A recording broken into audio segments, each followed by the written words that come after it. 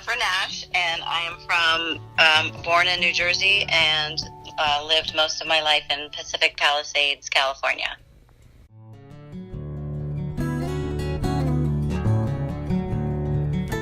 My name is Kendall Tiley, and I am from Bloomington, Indiana. My name is Elise Offit, and I am from Arlington, Virginia. Okay, so my name is Virginia McGuire. I'm from St. Paul, Minnesota. Mary Lee Stevens is my name, and I'm grew up in St. Louis, Missouri. I am from St. Louis, Missouri. I'm from France, originally.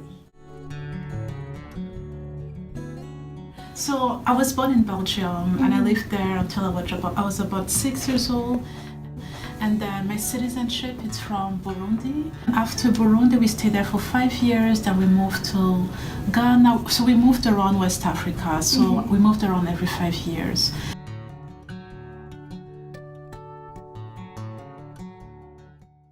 I am a professor of French and currently director of international studies.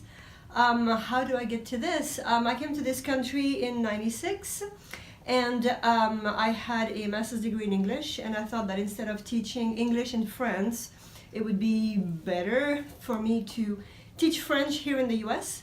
So I did a master's in French and a PhD, and this is how I landed at Butler University. I work for an organization called Global Learning Exchange, which has a literacy program that is helping children in Guatemala currently. So I've been working for this group for about 4 years, but even prior to that, I've always been an advocate of learning to read and write literacy. I teach 3rd grade at Sycamore Elementary, which is located in Avon, Indiana.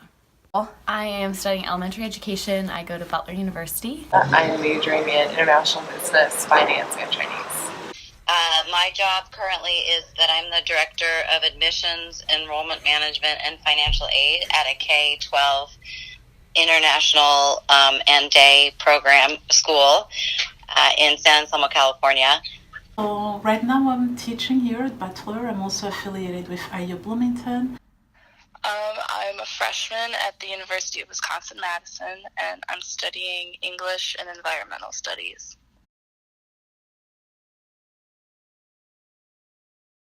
I love it! Are you kidding me? I have 2 masters and a PhD. This is what I do. Education, I'm learning languages on my own. I'm actually working on my 7th right now, so this is fun. Education to me is it's what I do.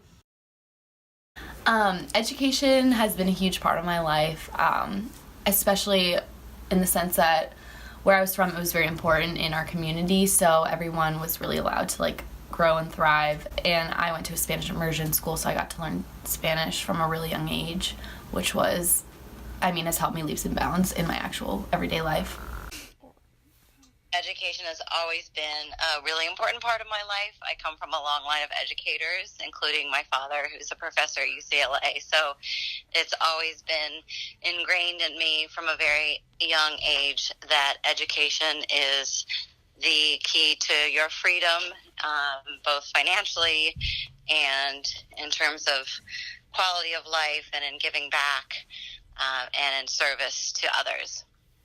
I'm really, really grateful for my education. I went to a really phenomenal high school. I went to an all-girls school, and that foundation has given me anything I could have ever dreamed of as far as knowing what I want, who I want to be, and how much I can succeed in the future.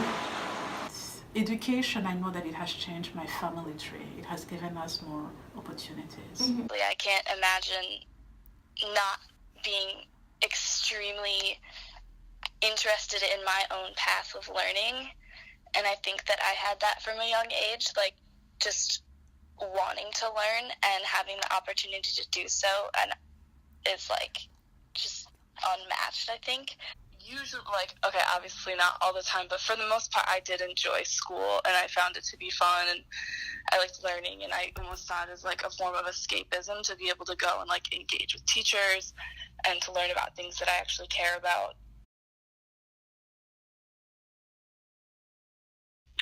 I think education gives people opportunity. I think it gives them choices, and it exposes them to things they might not have known about, or maybe even paths that their life could take that they might not have learned if they hadn't had the opportunity of education. So I think it's important, all levels, from just learning how to read and write to, following that into a further path of learning how to learn, teaching yourself, becoming a learner yourself, and being curious enough to explore the world with the knowledge that you get from your education. I've always believed that literacy is extremely important in people's lives, and that teaching people, especially at an early age, to read and write is very important, so that they have the tools to continue on their education and continue on leading a productive life. Like in a lot of African contexts, education is everything. That's how you're able to advance in society. To me, education is very important because it is essentially a gateway to your world around you. It gives you a perspective of how you interact with the world and how you interact with people as well. It definitely enhances your journey as you go through life. I believe it doesn't just teach you facts about the world around you, but it also teaches you how to think about the world around you as well. Education is the key to everything. I think that's so apparent and so clear. Right? Yes. But then again, I'm a little biased because I come from a socialist country. In France, education is a right. It's not free, but it is so incredibly cheap that everybody can go to university. So in my mind, yes, everybody should, have the opportunity to go to college. I absolutely do think that education is a basic human right, just like we have the right to live our lives the way we want to. Having the opportunity to receive an education should be the same exact amount. John Dewey says it perfectly, that education is not the preparation for life, but it is life itself. And I firmly believe that, because just as we are going through our lives every day, education should be a part of our lives every single day. Oh yes. Oh yeah, absolutely. Absolutely. And that's one of the main reasons that keeps me in the field and teaching. Absolutely, especially for women. Especially for women. I know a lot of girls who wish they could study more, but they couldn't because there's family pressure. But yeah, it's Absolutely, yes, I do. I think that everyone deserves the right to have literacy, learn to read and write, and even go much beyond that and study as a high level as they want to. All people who have a chance and access to education can have freedom and success in their lives. So absolutely, we as a society have a debt of responsibility to give back to everybody to make sure that everybody's educated.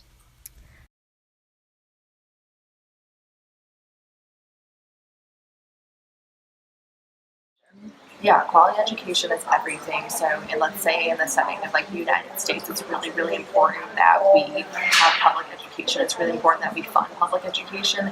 It's important that all schools, so public schools, depending on what state you are, the funding comes from like income or housing taxes, I think, typically.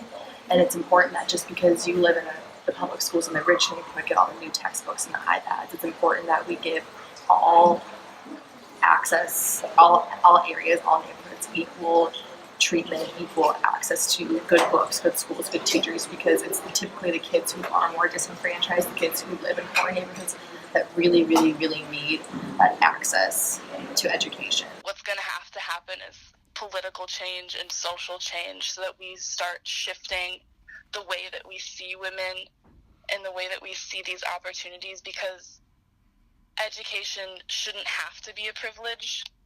Education should be a human right, and I think a lot of people table it and kind of put it to the back burner.